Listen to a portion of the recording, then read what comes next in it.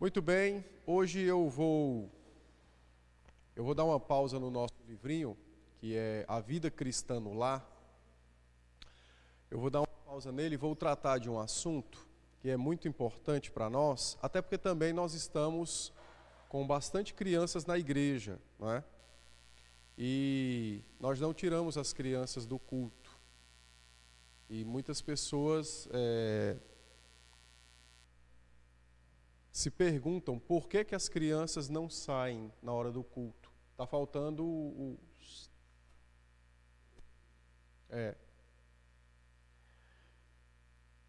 Então, não, se você deixou o lugar, então você coloca só o ponto final. Mas se fosse por que as crianças não saem, aí sim. Então, nós não tiramos as crianças do culto. E eu acho que eu nunca tratei desse assunto com os irmãos, né? E, de um certo modo, nós estamos meio que na contramão das demais igrejas, porque o pessoal tira as crianças do culto. E, às vezes, até fazem isso de uma forma bem constrangedora, né? O diácono, o professor vai lá e diz para o pai, olha, a criança tem que sair. Por quê? Porque ele não pode ficar na igreja na hora do culto. E aí os pais têm que mandar sair, porque se não pode é uma regra, né? Então ele não vai infringir uma regra. Então, por que nós não tiramos as crianças do culto? Aí hoje eu vou apenas dar uma introdução no assunto, porque amanhã eu saio de férias, e quando eu voltar, aí a gente nós entraremos de forma propriamente dita no tema e vamos fazer isso sem pressa, tirando todas as dúvidas. Bom, eu vou começar hoje falando da história do culto infantil, tá? Antes,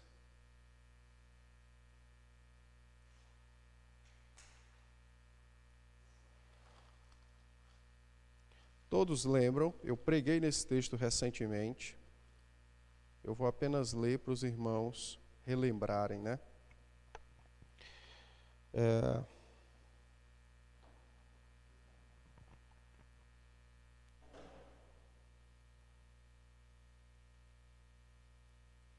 Aquilo que nós já tratamos. Êxodo 12.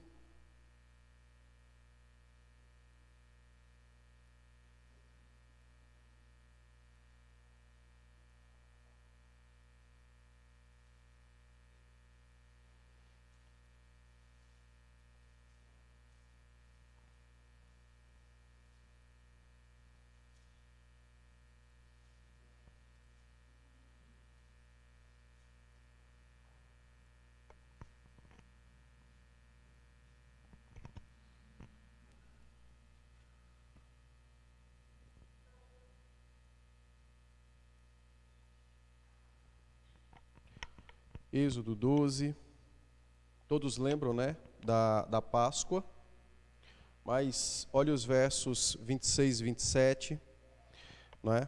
Então, depois da instrução sobre como deveriam fazer a Páscoa, então o Senhor disse a Moisés para ensinar ao povo, dizendo assim, versos 26 e 27, quando vossos filhos vos perguntarem que rito é este, respondereis, é o sacrifício da Páscoa ao Senhor, que passou por cima das casas dos filhos de Israel no Egito, quando feriu os egípcios e livrou as nossas casas, então o povo se inclinou e adorou.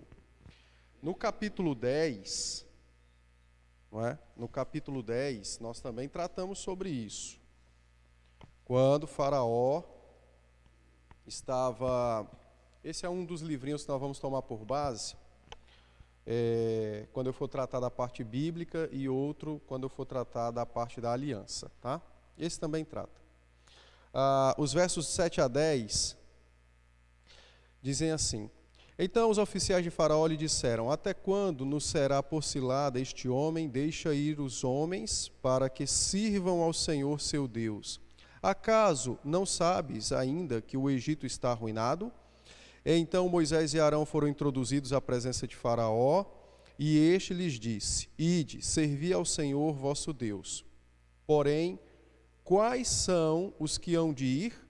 Respondeu Moisés: havemos de ir com nossos jovens, e com os nossos velhos, e com os filhos, e com as filhas, e com os nossos rebanhos, e com o nosso gado, havemos de ir, porque temos de celebrar festa ao Senhor. Replicou-lhes Faraó: seja o Senhor convosco, caso eu vos deixe ir, e as crianças, vede, pois, tendes conosco más intenções. E aí o texto prossegue, eu já expliquei esse texto também. Então, a estratégia de Faraó foi: vá os homens, os adultos. Moisés disse: não, nós vamos e temos que levar nossos filhos também, porque eles vão prestar culto ao Senhor. Então, nós precisamos examinar o lugar das crianças no culto e por que nós não tiramos as crianças do culto. Lucas, chame o Enzo para ficar aqui. E por que nós não tiramos as crianças do culto? E é isso que nós vamos fazer agora. Tá? Então, lido esses dois textos, eles fazem com que desperte uma pulguinha na nossa cabeça, né? Por que a gente tira as crianças do culto? Então vamos ver um pouquinho da história desse negócio. Bom, na Reforma Protestante, lá no século XVI, 1500, então, estima-se, eu não tenho o dado exato aqui, mas estima-se que o analfabetismo na Europa era para mais de 70% da população. Então, todo mundo era analfabeto. Ninguém sabia ler, ninguém não, né? Pouquíssimas pessoas sabiam ler e escrever. E essa foi uma das preocupações de Lutero. Quando Lutero percebeu, né, que a reforma havia se iniciado, então Lutero vai prestar atenção nessa necessidade, a necessidade da instrução para as crianças. Por quê? Porque o continente inteiro praticamente era analfabeto, salvo umas pouquíssimas almas que sabiam ler e escrever. Então, Lutero vai dizer o seguinte, e ele estava correto, porque ele estava falando no aspecto, né, pastoral, de que os pais precisariam ser instruídos para ensinar seus filhos. Então, Lutero disse assim, né, percebendo toda essa ignorância e analfabetismo, né? Então, Lutero vai dizer o seguinte, ó: pais verdadeiros, cristãos e fiéis deveriam preocupar-se com o sustento e com a alma dos filhos, e por isso reivindicar um ensino saudável para eles. Então, a ideia de Lutero era que os pais precisavam dar mais do que comida. Eles também tinham que se preocupar com a alma dos filhos. Então, note que Lutero está tratando sobre eles aprenderem a ler e escrever para ter acesso à Bíblia. Lembrem-se que nesse período ninguém tem Bíblia. Bíblia é uma coisa raríssima. A Bíblia só existia num mosteiro e numa faculdade. Ele mesmo, Lutero, já era doutor em teologia e viu a Bíblia pela primeira vez com 20 anos de idade. Então, não tem Bíblia. A Bíblia era em latim, o povo já era analfabeto de pai e mãe, e pior ainda no latim. Então, ninguém sabia de nada, era escuridão completa. Então, Lutero defendia que, de fato, a igreja, né, juntamente com as famílias, provesse o ensino para que pudesse, então, o evangelho ser propagado a começar de casa. Por isso ele defendeu a tradução da Bíblia para o alemão, para que as pessoas pudessem aprender sua própria língua, e aí então teriam acesso à Bíblia e poderiam então ensinar aos seus filhos. Bom, um aluno de Lutero, eu não vou pronunciar o nome dele porque é alemão, um aluno de Lutero, ouvindo isso, ele vai ter uma ideia até razoavelmente boa, né? O que foi que ele fez? Ele pensou, pela primeira vez na história, em um momento litúrgico para as crianças. É aqui que vai começar a famosa pregação para as crianças. Só que esse aluno, ele vai fazer diferente, ele vai criar um momento litúrgico, ou seja, uma espécie de culto infantil para instruir as crianças, não é, a par do culto regular. Mas isso vai durar pouquíssimo tempo. Ninguém sabe, ninguém tem nem acesso de quando isso acabou. Não deu certo, né? Essa separação. Em 1739, então aí nós já temos aí quase 2 séculos depois de Lutero. Em 1739, então, começa a aparecer registros, né, de uma instrução aos domingos para as crianças. Então, aqui seria quase que o protótipo da escola dominical. É aqui que tem alguma coisinha lá, já apontando para a escola dominical. Então, esse momento surgiu da seguinte forma. A igreja provia, agora lembra sempre de um detalhe, tá? O mundo está avançando, o conhecimento está avançando, as pessoas estão aprendendo a ler e tudo mais, mas esse é um período de mudanças sociais muito severas. É o período da mudança para a industrialização, então os pais estão deixando suas casas para estar nas empresas. Então, tem-se um problema social muito grande aqui. As crianças estão meio que vagando o mundo afora e a instrução para as crianças tem sido pouquíssimo pensado, pelo menos no âmbito alemão, tá? Porque aqui eu esqueci de dizer, né? Isso aqui é luteranismo, tá? Isso aqui não tem nada a ver conosco, que somos reformados. Isso aqui é luteranismo. Então, isso aqui é a realidade da Europa, da Alemanha. Mas, do século XVI, a realidade era geral da ignorância, né? e analfabetismo. Então, eles perceberam que era necessário ter um momento aos domingos, fora o culto, para explicar para as crianças, dar uma ênfase, né, nas histórias bíblicas e tudo mais. O problema é que todas as vezes que o pessoal queria fazer isso, eles queriam agregar a esse ensino para as crianças, eles queriam agregar um formato litúrgico, ou seja, uma liturgia dentro disso. Então, ou seja, eram pequenos sinais do bendito culto infantil. Bom, isso é 1739.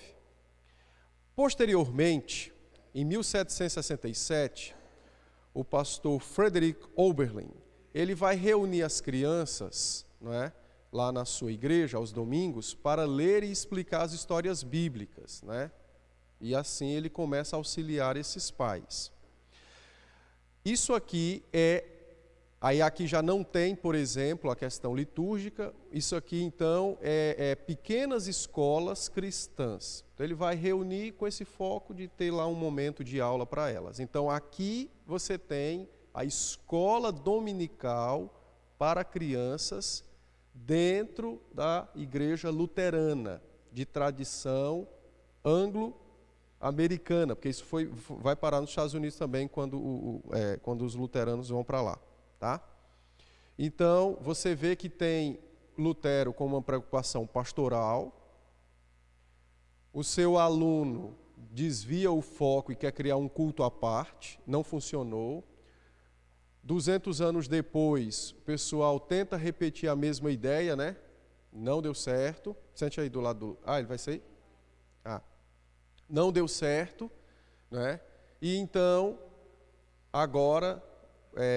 começa a nascer a escola dominical para as crianças, num momento separado do culto, mas que não é ainda o culto infantil. Tem lá algumas coisinhas, mas não é o culto infantil propriamente dito.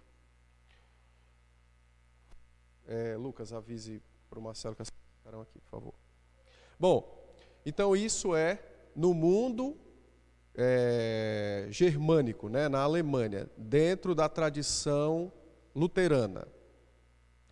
Bom, A escola dominical, então, ela nasce nesse contexto social da revolução industrial e do desenvolvimento científico, reforma agrária. Então, o que acontece? As famílias estão deixando o campo, indo para a cidade, chega na cidade, a vida não é nada daquilo que o pessoal imaginou, mas agora não dá mais para voltar. E os pais estão nas indústrias e as crianças estão meio que sozinhas. Em 1780, na Inglaterra, aí agora aqui já é Inglaterra, né? Um indivíduo chamado Robert Cade, acho que é Robert Hicks, ele vai observar que um monte de crianças mais pobres, isso é nas periferias, né, das cidades, estão brincando na rua. E aos domingos o número dessas crianças é maior. O número delas é maior, porque os pais estavam trabalhando, então as crianças estão soltas na rua. Então ele vai perceber que existia uma necessidade de pregar o evangelho, evangelizar essas crianças. E é aqui que nasce a escola dominical, como nós conhecemos hoje, com algumas mudanças, né? Mas esse é o ponto mesmo da escola dominical como conhecemos hoje, né? Mas com mudanças. Então, ele vai se preocupar e vai criar um trabalho com essas crianças, e o trabalho dele, a princípio, era de alfabetizar as crianças. Porque, lembra, o analfabetismo está rolando solto ainda. Ninguém vai mudar uma cultura de um século para o outro assim. Segundo, os pais estão todos nas indústrias. Então, as crianças estão soltas mundo afora. Tá? Então, você tem um problema sério aí. Aí ele vai começar a trabalhar isso. Então, a princípio, a escola dominical surge para alfabetizar essas crianças e, dessa forma, abrindo possibilidade, não é, de uma instrução também bíblica e religiosa. E aí, em 1799, a escola dominical, de fato, se expande para o país de Gales, Irlanda e Escócia, né? Então, aí agora o que acontece? Outras pessoas aderiram à ideia, e a igreja também vai pegar agora a ideia, mas não apenas para instruir as crianças, no sentido de ensiná-las a ler e escrever, mas agora vai entrar o aspecto da catequese, catequese não é coisa de católico, tá? Catequese é a palavra grega para instruir. Então você está instruindo as crianças no caminho da fé. Bom, e antes de 1799, em 1791, é criada a primeira escola dominical nos Estados Unidos, tá? Aí o criador dessa escola lá foi o Francis Asbury, que era um bispo episcopal metodista. Bom, então, passando por isso, vamos chegar no Brasil. Aí a escola dominical cresce, ainda tem essa questão de instruir, né, as crianças a ler e escrever, e está mesclado também essa questão da instrução bíblica para essas crianças. Então você tem crianças que são da igreja e que não são, então esse é um movimento que está lá, tá? Cadê?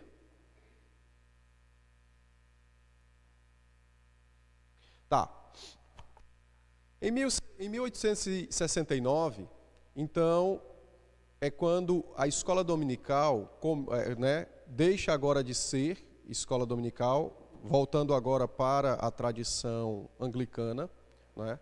Ou, na verdade, porque a gente tem pouco registro disso, né? Mas em 1869 é quando vai se perceber que o nome de escola dominical como culto infantil. Ou seja, então agora, aquilo que começou como um trabalho social educacional, ele está definitivamente voltado para a instrução religiosa, né? E vai prosseguir, então, dessa forma, não é? Aí esse pessoal vem para o Brasil, tá? Os luteranos migram para o Brasil. Deixa eu chegar no Brasil, aqui. Então, os luteranos migram para o Brasil. Então, tudo isso aí era lá fora. Período da Segunda Guerra Mundial, eles continuaram também até para poder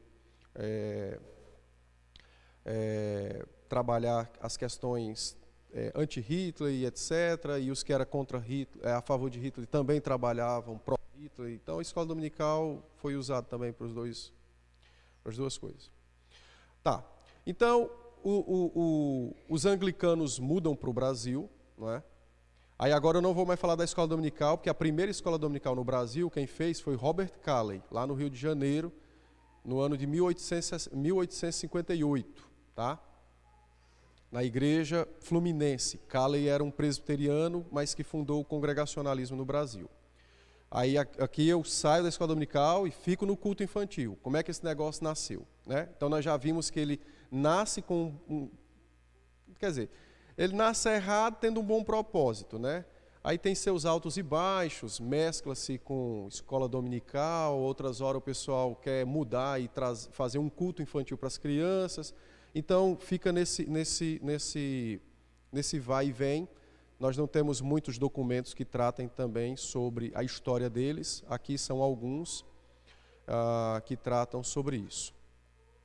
Tá, e aí os anglicanos migram para o Brasil, né? No século XIX, quando a coroa portuguesa veio para o Brasil, abrindo as portas, né? para outras pessoas habitarem aqui, e, consequentemente, os luteranos vieram também. Anglicanos, desculpe. Eu estou falando dos anglicanos. Que anglicano? Falando dos luteranos. Porque está nos dois mundos, mas agora culto infantil, Brasil é luteranismo, tá?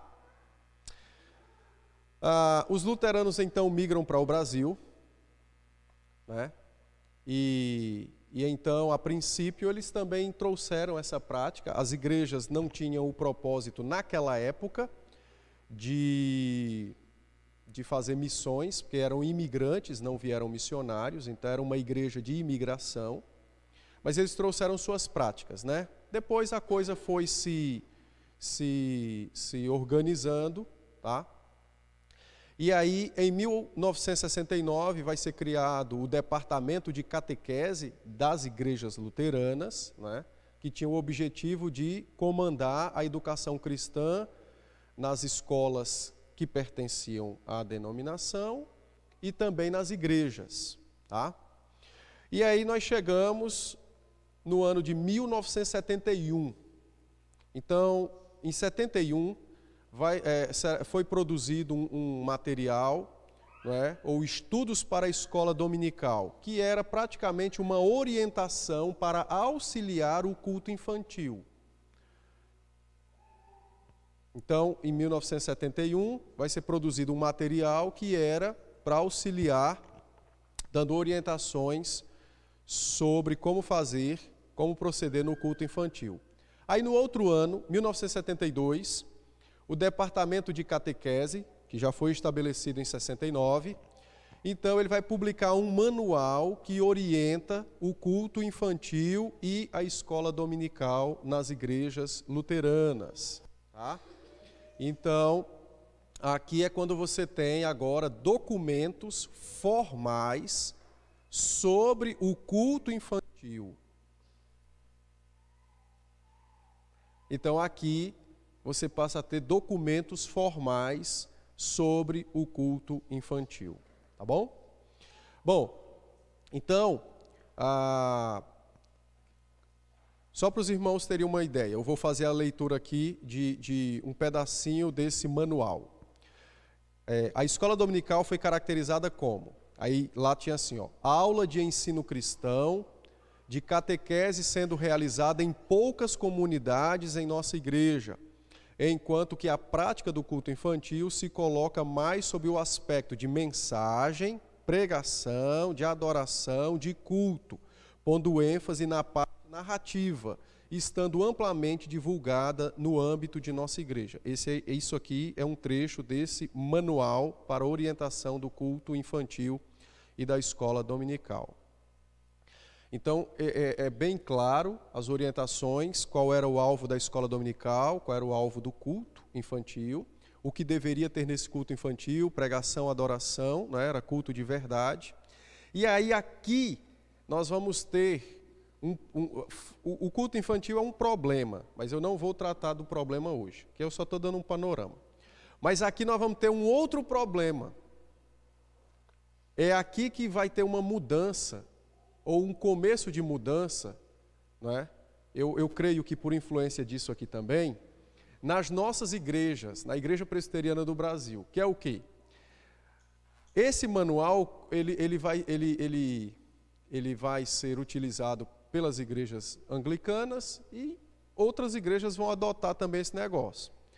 Notem que no manual ele diz o seguinte: deve ter uma ênfase na parte narrativa, ou seja, o que mais é tratado na escola dominical ou no culto infantil para as crianças.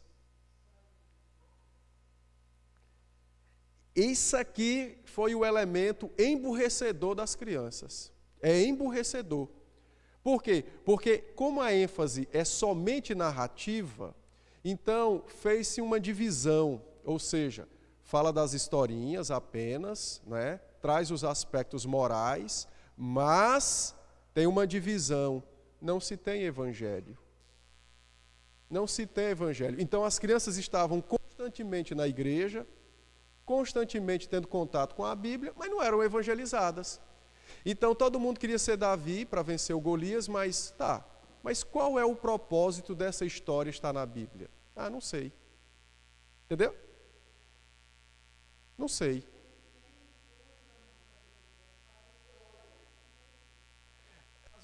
Às vezes nem usa muito a Bíblia. A Anice também disse algo interessante, eu também já vi isso. O pessoal pega um versículo e monta uma narrativa, e essa é a aula da escola dominical, ou a pregação para essas crianças. Então, isso explica um pouquinho, aí nós estamos começando a perceber por que nós estamos onde estamos hoje. Não é? O problema que estamos vivendo hoje tem raízes lá atrás. Então você tem pastores que foram educados nesse sistema e eles pregam dessa forma. Aí pega um versículo e ele conta uma narrativa. O sermão dele é uma narrativa, mas não tem pé nem cabeça com a Bíblia. Ele não explica o sentido do texto. Por exemplo, se você pode perguntar, qualquer pastor, pregou um sermão, pastor, olha, mas eu quero que o senhor me diga qual é o sentido desse texto, o sentido original do texto. Aí ele vai perguntar, não, mas o que é que você quer dizer com sentido? Aí você diz o que é que você quer dizer com sentido. Você diz assim, não, eu quero saber por que esse texto está na Bíblia. Qual é o propósito? Qual é o ensino bíblico? Como Cristo é visto ou anunciado nesse texto? Pronto. Você vai matar. A maioria vai morrer do coração, porque ele não sabe. É ruim dizer isso, mas é verdade. Mas por quê? Por causa dessa coisa aqui, ó. Então esse pessoal cresceu na escola dominical, os pastores, né, vão crescer na escola dominical, ênfase na narrativa, acabou. Sem evangelho, sem aplicação na vida. Você vai ter meramente uma questão moral. Vamos vencer na vida. Aí pega o texto lá de Davi matando Golias, por exemplo.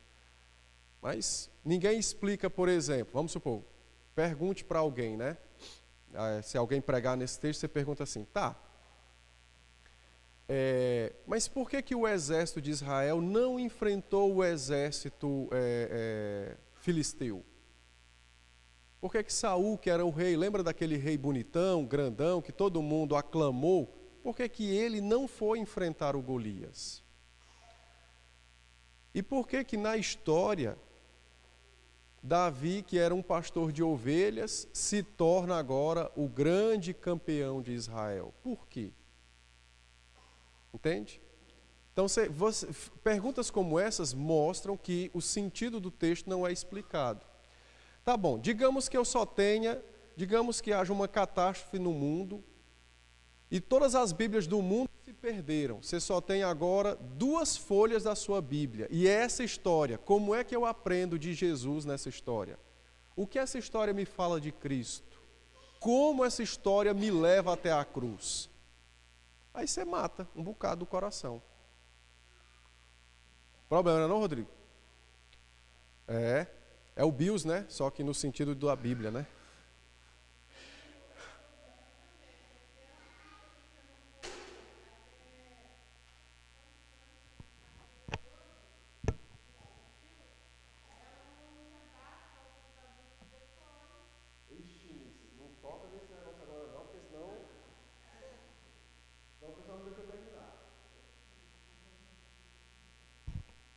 Mas você sabe que você está... Eu estou brincando nisso, mas está corretíssima.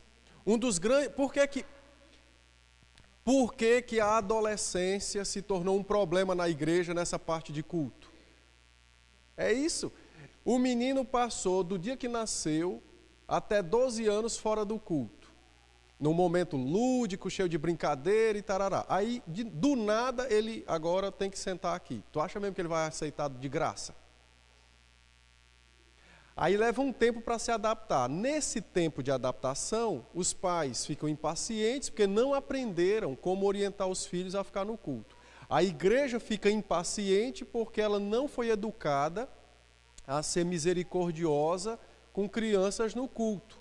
O pastor fica desconcentrado porque ele não aprendeu a pregar com barulho. Então, qual vai ser a melhor coisa? Vamos tirar. Aí vai deixando, vai tirando. Esse é o problema. Mas nós vamos chegar lá ainda, né? Não hoje. Mas entenderam como é que funciona a coisa? Bom, então, em 1979, tentou-se dar início a uma reflexão sobre o culto infantil, isso aqui nas igrejas luteranas, tá? E aí o pessoal vai começar a trabalhar percebendo assim, essa questão de porcentagem de crianças. Então eles vão perceber o seguinte, que dos 4 aos 12 anos, não é? Essa era uma porcentagem de crianças, em torno de 5% de um total de 120 mil dentro da igreja. Então isso tornava claro a necessidade de que os pastores, as igrejas, não é, os presbíteros, dessem maior importância para essas crianças, tanto nessa faixa etária como antes, e trabalhando com elas de uma forma mais intensa, não é? Mas sempre mantendo essa ideia de culto infantil, tá?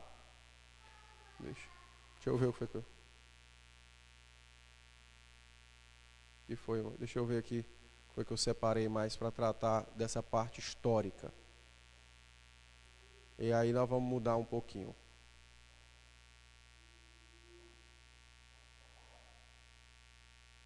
Aqui. Bom, um detalhe também interessante é o seguinte.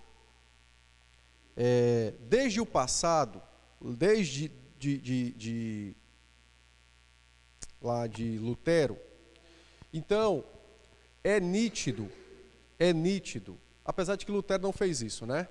Vamos mais para cá. Desde quando começou em 1739, é nítido que quando se olhou para as crianças no âmbito da igreja, no ambiente da igreja, a relação delas com o culto, com a Bíblia, etc. Então, pensou-se muito mais nas crianças num aspecto socioeducativo do que num aspecto bíblico teológico. Então, concebeu-se mais olhando a questão social e educacional do que a questão bíblica teológica. Aí, por exemplo, isso já é Brasil, né? Depois do ano de 1979, então vão ser apresentados alguns critérios para se organizar esse culto infantil e melhor realizá-lo, não é? Dentro das igrejas de orientação luterana, tá? Ainda não é IPB, porque nós não temos documento de quando esse negócio começou. Começou num canto, aí parece coqueluche e vai se espalhando, né? Como o vírus. Então, as orientações para trabalhar com as crianças foram apresentadas algumas. Eu vou ler rapidinho para vocês. Primeiro, Deveria haver condições de considerar a criança conforme fase de desenvolvimento e peculiaridades próprias. Então, é aqui que vai começar a ideia de dividir as crianças por faixa etária, olhando agora essa questão na igreja, tá? Então, essa orientação para observar a fase do desenvolvimento e tudo mais. Os conteúdos de fé devem ser relacionados à vida, à vivência e às experiências diárias. Ou seja, tudo aquilo que deveria ser ensinado estava relacionado à vida, vivência e experiência diária, fora da Bíblia. Então, as histórias bíblicas, eu mesmo já fiz isso na minha época de ignorância, né? Nós fizemos uma escola bíblica escola de férias, a IBF, né? Aí tem o painel e tem tudo. E você conta uma história linda, mas tá, e agora? Eu faço o que com essa história? Não, acabou. Acabou a IBF, pode ir embora, você não precisa fazer nada, você só precisa ouvir. Sem propósito, sem sentido. Porque era tudo relacionado a essa questão de coisas da vida diária, mas sem base bíblica. Então, é uma história linda, mas que não tem um alicerce, né? Não tem fundamento. Para onde isso vai me levar? Não, eu não sei. Eu só estou te dizendo que é assim e acabou. Em outras palavras, né? Então, o conteúdo deveria relacionar-se com a vida, a vivência e as experiências diárias. Nada além disso, né? Por isso que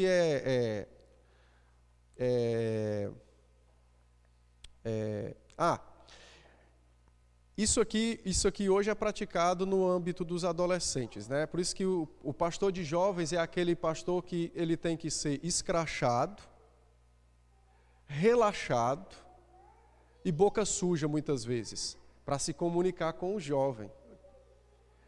Pastor de adolescente, só falta fazer, ele não faz tatuagem, não é porque às vezes ele crê que não deva, né? É porque ele tem medo dos mais velhos expurgarem ele da igreja. Mas se pudesse, ele fazia, para criar essa identidade. Então, a ideia aqui é que é o que está hoje na escola também, né? A ideia é que o conteúdo, ele gira em torno da criança. Então, se a criança ou o jovem está nessa fase, isso é que determina o que ele vai aprender. Entendeu? E não o contrário. Não há um governo. Não há uma direção clara para se tratar dessas questões, tá?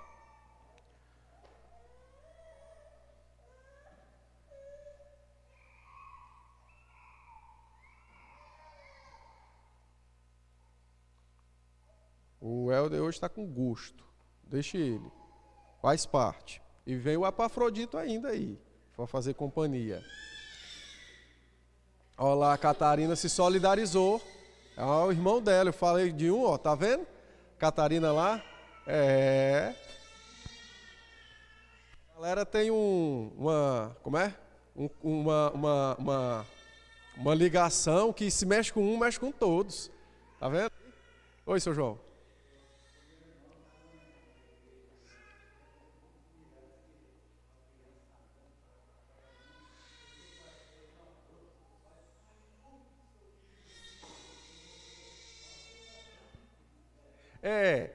Nós vamos tratar disso aí também. Nós vamos tratar também dessa parte aí. Porque, de fato, né, tem que haver um certo cuidado para que as crianças aprendam a ir se comportando, como em todo lugar. Então, não pode certas coisas, né?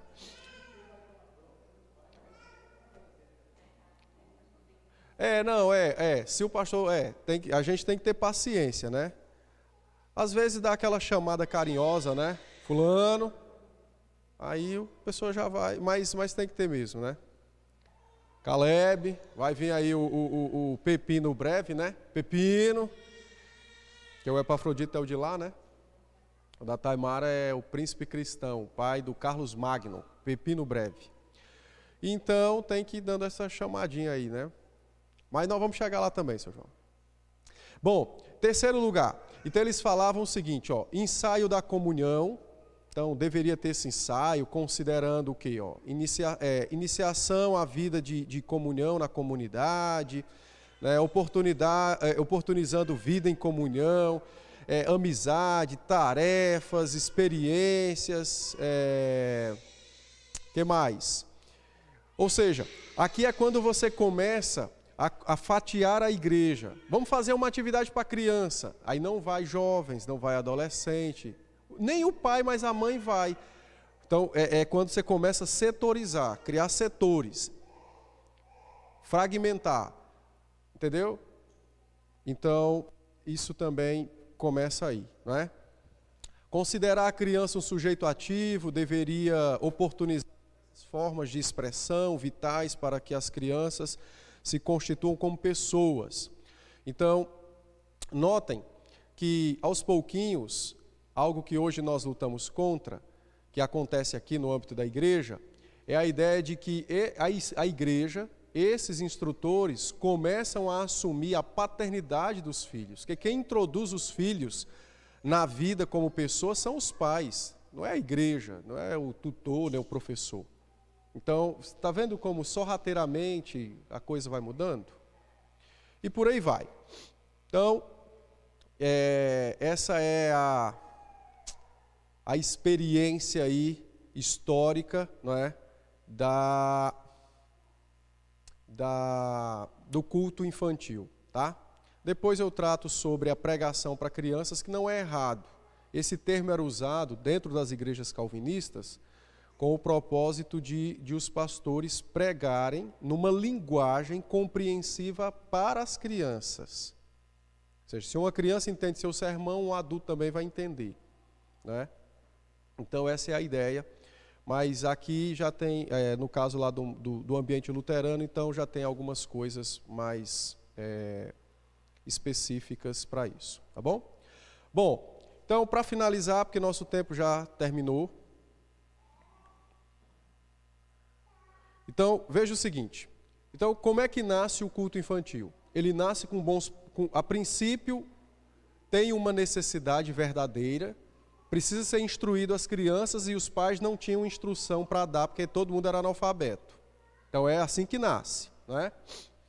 Só que depois, o ambiente social dirigiu tanto esse movimento, que aí agora passou-se a conceber não apenas essa instrução, mas um culto particular para as crianças. Então agora, é como se, hoje em linguagem moderna, você tem as crianças como sendo uma fatia social minoritária que precisa de algo exclusivo para eles. Então isso é bem comum nos nossos dias, né? Você tem fatias minoritárias, então ignora o restante e dedica-se somente àquilo. Então foi isso que aconteceu, percorreu os séculos e foi cada vez mais ganhando corpo, e hoje nós temos igrejas para crianças, tá? Londrina tem uma igreja para criança, então os pais deixam lá e as crianças têm o próprio culto delas e tal. Então assim, é um desastre atrás do outro. Igreja para criança, tem hoje, porque no começo, aí dentro do nosso ambiente, dentro da igreja presbiteriana, a coisa começou assim, as crianças ficavam na primeira parte do culto, parte de cânticos, liturgia. Na pregação ele saía. Lembra da instrução? Ou seja, vai receber uma instrução na sua linguagem própria, né? Até isso hoje já se perdeu. Hoje, várias igrejas, ela tem o famoso departamento infantil, que é o ministério infantil, né? Pastor de criança, é muito legal, né? Eu não consigo nem entender como é que funciona. Mas aí o pai chega na igreja, aí o filho vai lá para a igreja dele, para o culto dele, com música para ele, culto para ele e tudo mais, e termina o culto, aí tem brincadeiras para eles e tal. Enquanto o pai vai para outra igreja, que tem outra mensagem, né, às vezes, ou então às vezes é igual a das crianças também, né, de tão ruim. Então aí vai para outra igreja, com outro estilo de culto e etc. Aí depois termina tudo, eles vão para casa.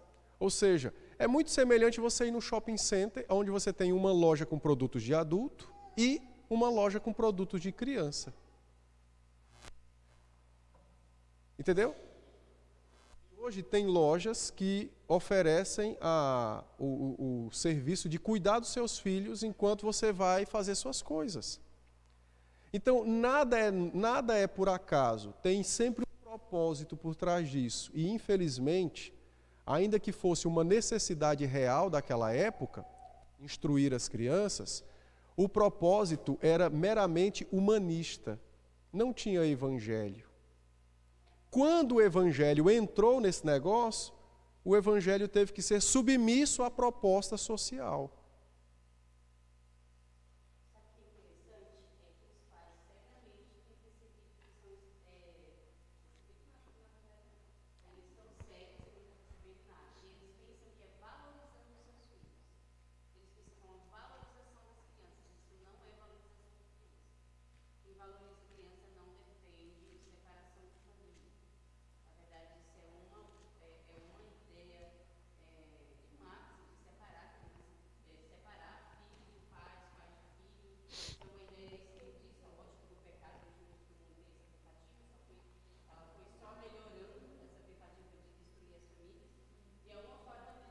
Como é o nome dela?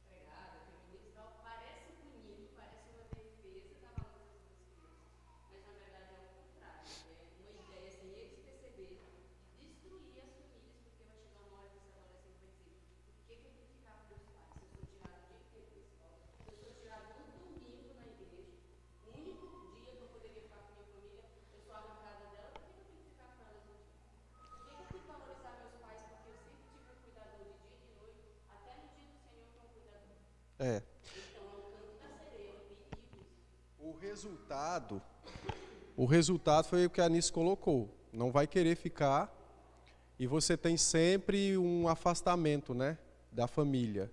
Então, os vínculos, o relacionamento vai ser sempre bem frágil e passando de geração em geração, nós vamos chegar até onde chegamos e vai piorar ao ponto das pessoas se tornarem indiferentes com os próprios pais e assim por diante. Então, é lamentável. Outro problema disso é o seguinte, é que dessa forma, nem a igreja nem os pais conseguirão obedecer Deuteronômio 6. Então, quebra Deuteronômio 6. Deveria ser arrancado da Bíblia esse texto, né, por parte dessas pessoas. Porque, Deuteronômio 6 diz assim, vou ler a partir do verso 3. Ouve, pois, ó Israel, e atenta em os cumprires, para que bem te suceda e muito te multipliques na terra que mana leite e mel, como te disse o Senhor, Deus de teus pais. Ouve, Israel, o Senhor nosso Deus é o único Senhor. Amarás, pois, o Senhor Deus de todo o teu coração. Amarás, pois, o Senhor Deus, né? O Senhor teu Deus de todo o teu coração, de toda a tua alma e de toda a tua força. Estas palavras que hoje te ordeno, escreverás no teu coração. Tu as inculcarás aos teus filhos, e delas falarás assentado em tua casa, e andando pelo caminho, e ao deitar-te, e ao levantar-te. Também as atarás como sinal na tua mão, e te serão por frontal entre os olhos. Escreverás nos umbrais de tua casa e nas tuas portas. E aí o texto prossegue. Então, veja, a responsabilidade de instruir os filhos na fé é dos pais. Nem é da igreja. A igreja tem o dever de instruir os pais. Então, uma vez me perguntaram, pastor, a gente, não aqui, né? A gente tem pouca programação para criança, por que a igreja não promove, né, programação para os filhos? Era entretenimento. Eu disse, olha, é porque a igreja não é pai de ninguém, né? Por isso. Por isso que não pode promover. Quem tem que promover entretenimento para os filhos são quem? São os pais. Engraçado, né? A igreja tem que promover entretenimento. Mas, rapaz, que história é essa? Daqui a pouco vamos botar também para a igreja o Minadoecer, a igreja ficar acordada, né? Não é responsabilidade nossa, dos pais. Então é nossa também, na tristeza, quando tem momentos de doenças e na alegria, né? Bom, enfim, então essa foi a introdução, dando uma parte histórica. Então eu creio que já é suficiente para despertarmos aquela luzinha de que nós, apesar de estarmos na contramão das demais igrejas, nós não estamos errados. Tá? Aí, eu vou sair de férias amanhã e quando eu voltar, então nós retornaremos ao assunto e aí nós vamos abordar a base bíblica, vamos ver a exigência bíblica para as crianças ficarem na igreja. Quem são as crianças na igreja, se são membros da igreja ou não, o que é o culto, como as crianças devem se comportar no culto, o que os pais devem fazer para educar as crianças no culto, o que eles devem fazer para educar as crianças antes do culto, e assim sucessivamente. Ok? Dúvidas? Alguma pergunta? Não, né? Muito bom. Então, tenham paciência, os adultos, tá? Com as crianças. Os pais não tenham vergonha de seus filhos fazerem barulho, porque se ele faz barulho é sinal que ele está vivo. Então, fiquem em paz com isso. Agora, pais, sejam cuidadosos, tá? Não é porque o menino está vivo, fazendo barulho, que você vai deixar ele à la vontade. Não, tenha discernimento. Não tire a criança do culto quando ele faz o primeiro A. Mas você também não pode deixar ele tocar uma banda dentro da igreja para tirar ele da igreja. Então tem que ter discernimento. Isso aí é um discernimento que cada pai vai ter. Porque lembre, os seus filhos também são pecadores. Então é natural que eles queiram, enquanto o Espírito não operar no coração deles, eles vão querer fugir da cruz. Por isso o A. Então, discernimento, tá? Você pode cochichar no ouvido da criança durante o culto.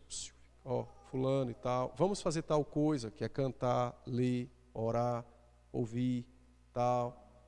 Então, são coisas corretas que os pais podem fazer e nós vamos ganhando maturidade para conduzi-los nesse processo.